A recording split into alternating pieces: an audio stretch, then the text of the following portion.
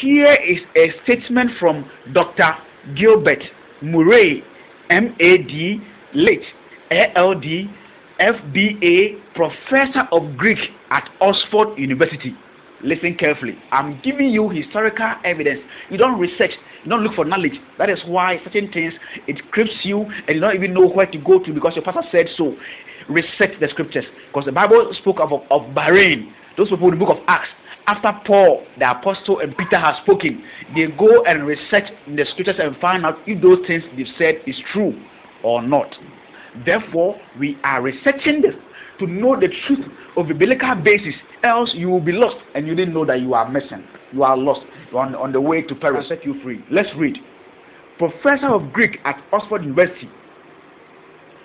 He said, who certainly had no axe to grate concerning Christians' thoughts on the Sabbath question.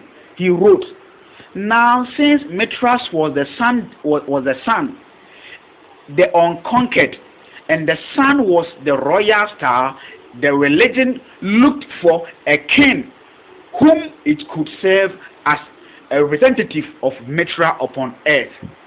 Praise the Lord. I continue. The Roman emperor seemed to be clearly indicated as the true king, in sharp contrast to Christianity. Mithraism recognized Caesar as the bearer of divine grace. It had so much accepted that it was able to impose on the Christian world its own Sunday in place of the Sabbath, its son's birthday, the SUN, the 25th of Christianity in the light of the modern knowledge. You hear this? The professor gave this information. Looking a bit further into historical statement, Dr. William Frederick says the Gentiles were an idolatrous people who worshiped the sun, and Sunday was their most sacred day. Now, in order to reach the people in this new field, it seemed but natural as well as necessary to make Sunday the rest day of the church.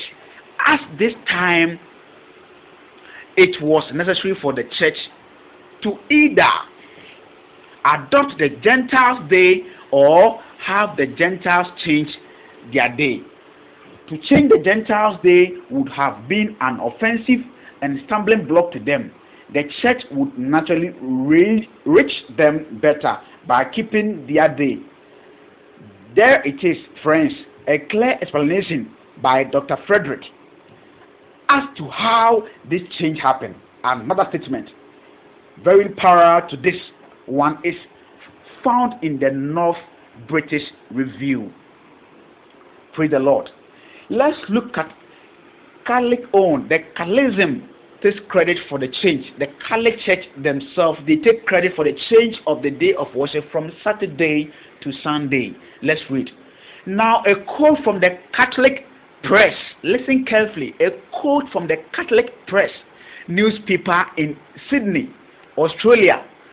Sydney is a Catholic institution, and it claimed to observance can be defended only on Catholic principle. From the beginning to the end of scriptures, there is not a single passage that warrants the transfer of weekly public worship from the last day of the week to the first. You can see their confession. Let's read again.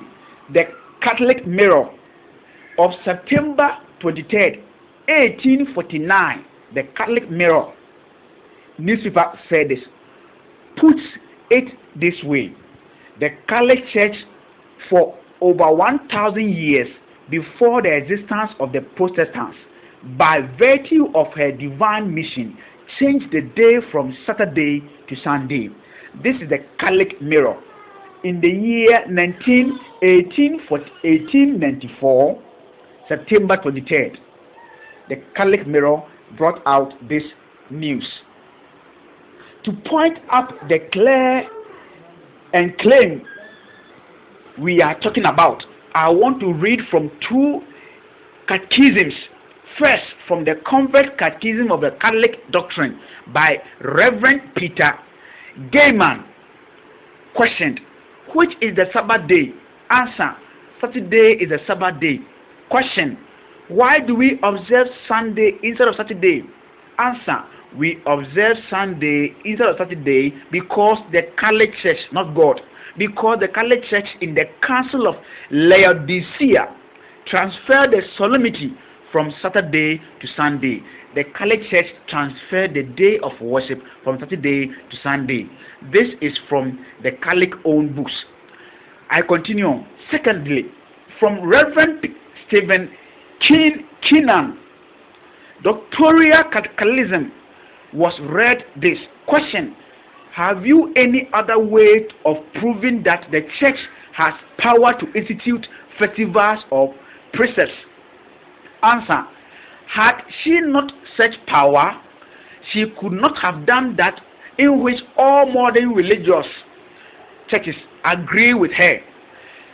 She could not have substituted the observance of Sunday, the first day of the week, for the observance of Saturday, the seventh day, a change for which there is no scriptural authority. This is from that doctor also. Then from Cardinal Gibbon's book, when you read the Cardinal, whose name is called Gibbon, his book, the question that is in there is from page 179, the question book. It says, if the Bible is the only guide for the church and for Christians, then the Seventh-day Adventist is right in observing Saturday with the Jews. Is it not strange that those who have the Bible, their own teachers, should inconsistently follow in this matter the tradition of the Catholic Church? So he was asking that it's not even strange that those of us who say we have the Bible, our leaders and teachers, inconsistently they follow the Catholic Church tradition of Sunday worship. I pray God will help us. One more statement taken from the book The Faith of Millions, page 473. I read, but saying Saturday, not Sunday, is specified in the Bible, isn't it curious that non-Catholics who profess to take their religion directly from the Bible and not from the church observe Sunday instead of Saturday? Yes, of course, it is inconsistent, but this change was made about 50 centuries before Protestants were born, and by that time the custom was universal. So you see now, those people who are writing this, the professors and doctors, they are even shocked. Why Sunday churches, they are claiming they know the Bible, they have the Bible, and still they are following the Catholic Church doctrine, and they don't even see it. They have continued their custom even though it rests upon the authority of the Catholic Church and not upon an explicit text from the Bible.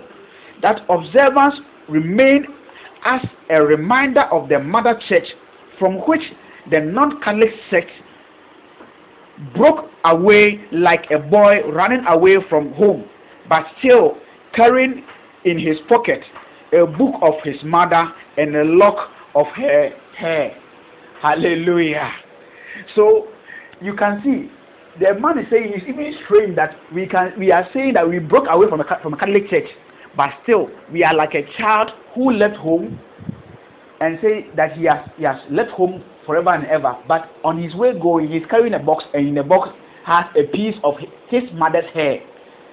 So you are still having a portion of what belongs to your parents, you are claiming you are running from, still with you. It's so sad. Let's read on to another historical evidence. James Cardinal Gibbon, The Faith of Our Fathers, 88th edition, page 89. He reads, but you may read the Bible from Genesis to Revelation, and you will not find a single line authorizing the sanctification of Sunday. The scriptures enforce the religious observance of Saturday, a day which we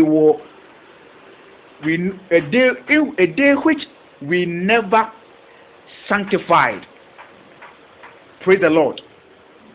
Stephen King, A Doctrinal Catechism, 3rd edition, page 174. He said, question: have you any other way of proving that the church has power to institute festivals or precepts? Answer: had she not such power, she could not have done that which all modern religion observe with her, as she could not have instituted the observance of Sunday, the first day of the week, for the observance of Saturday, the seventh day, a change for which there is no scriptural authority.